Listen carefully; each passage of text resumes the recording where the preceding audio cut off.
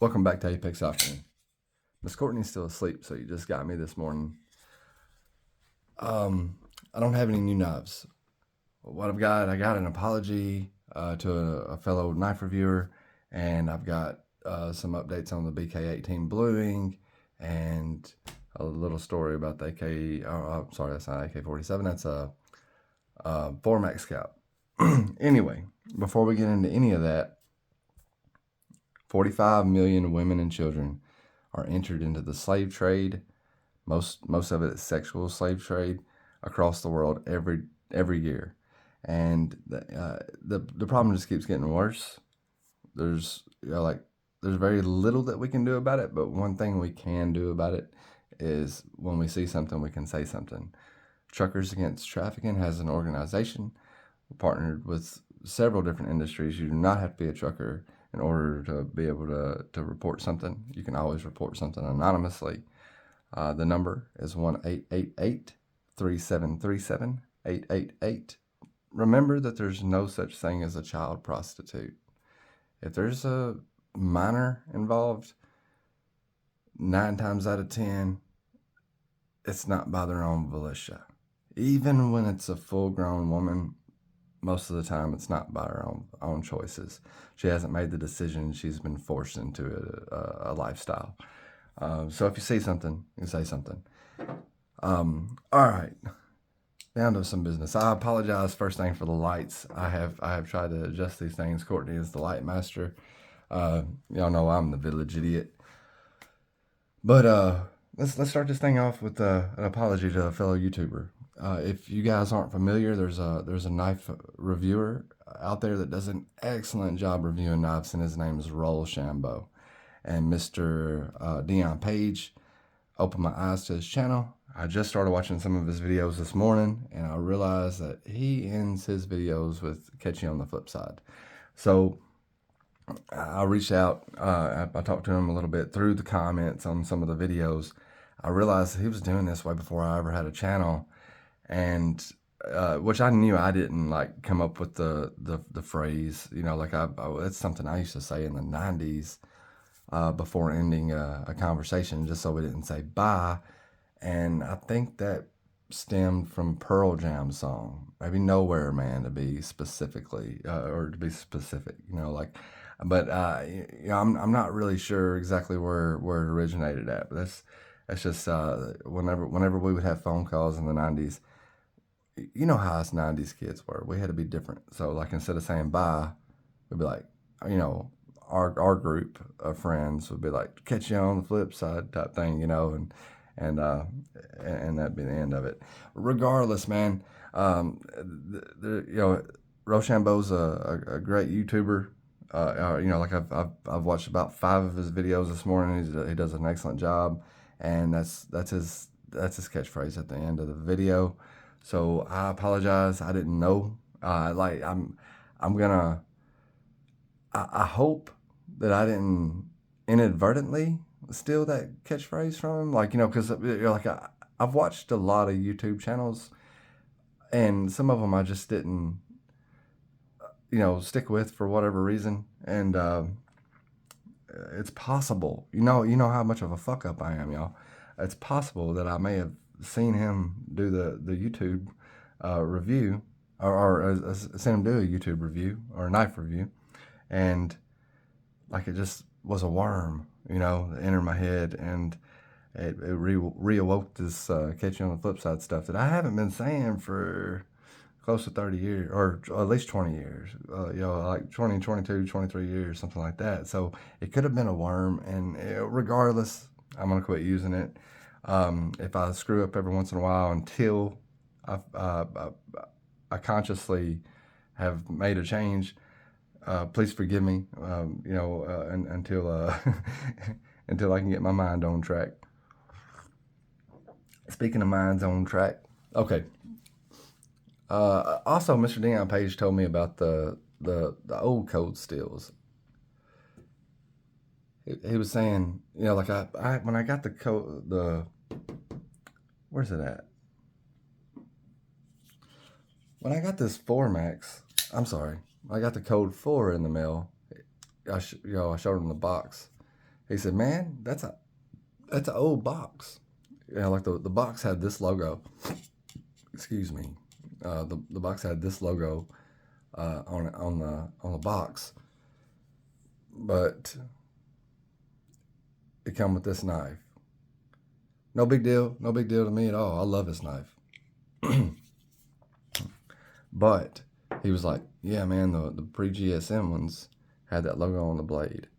So if you get one with that logo on the blade, that was Lynn Thompson era."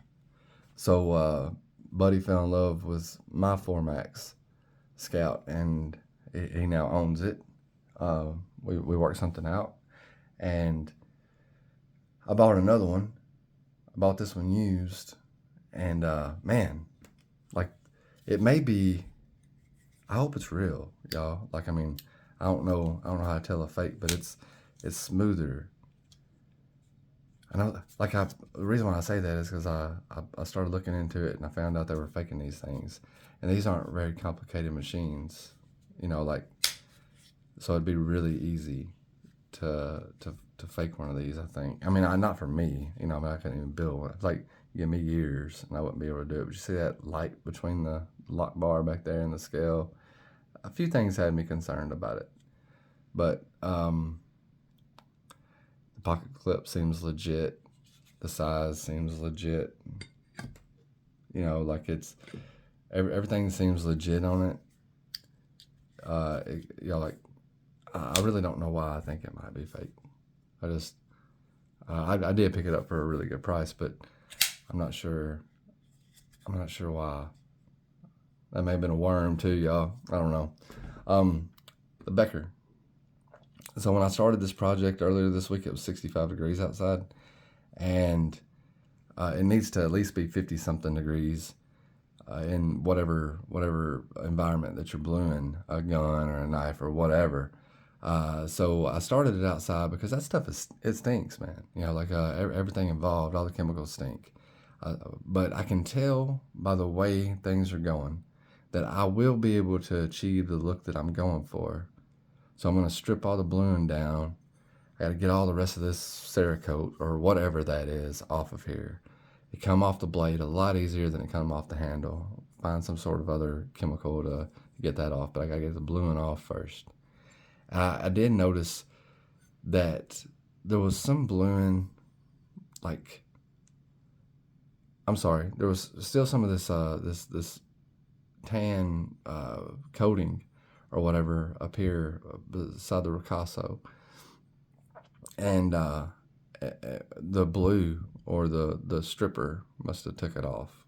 There's just a little bit left, but regardless, man, whenever I strip the bluing back down, it might help out with that with that stuff. I don't know, but one way or the other, we're gonna get this stuff off, and we're gonna re-blue it. I'm gonna come up with a stencil because the tape, I probably won't be able to rip that tape. I'm using tape to create my tiger stripe pattern, and I probably won't be able to rip it exactly the same 4 or 5 times.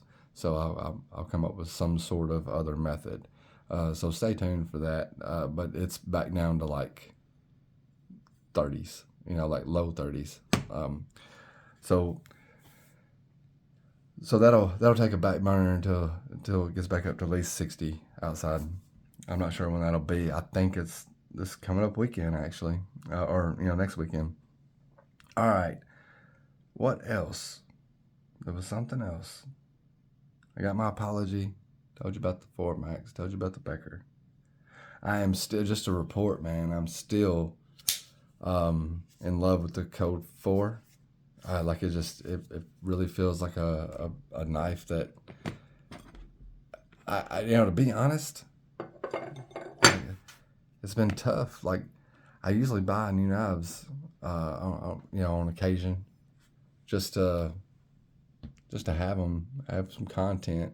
And since we can go live now, I'm not rushing to the distributors to try to find something to do content on, because I'm not worried about pumping out enough volume of videos to get to that 1,000 mark anymore, because we can go live, and that's all I was really shooting for. So there will be like the like what just finish up that thought between those two knives.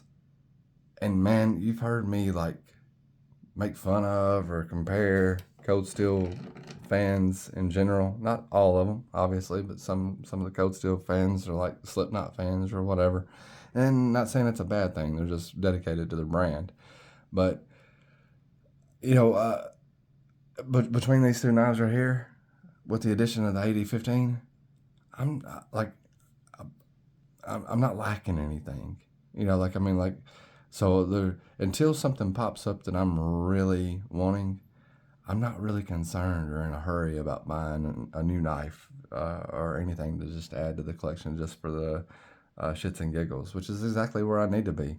By the way, me and Courtney are on the Chantix stuff. We're quitting smoking, and I was joking around with Courtney the other day. I was like, I think it's curing my wrong addiction. I might need to talk to the doctor about that. She's like, what do you mean? I was like, I'm not I'm I'm not shopping for knives anymore. Like um, I said, I think I make a YouTube video letting everybody know how stupid all this knife buying is, and I'm joking, obviously. I still love knives, but it's that's the first thing I noticed, like kind of cut out was my urge to buy another knife. I don't know if that was circumstantial or if that's got something to do with the medicine, but we may have to talk to the doctor and be like, this is the addiction I want to keep. I want to get rid of the stinky one. I mean, you know, but sorry, the video is long enough. I just want to touch base with you and let you know what's going on. Plus, kind of due for a video. We have had a very busy week and an even busier weekend. I do believe that we have all the stickers sent out to people who wanted them. But if we happen to miss you and you still want stickers, let us know. If we missed you, it's Courtney's fault. She's a horrible person when it comes to just about everything. So just let us know again, and we can send you some stickers. We got plenty of them. Um, Other than that, I think that'll be all. So until next time.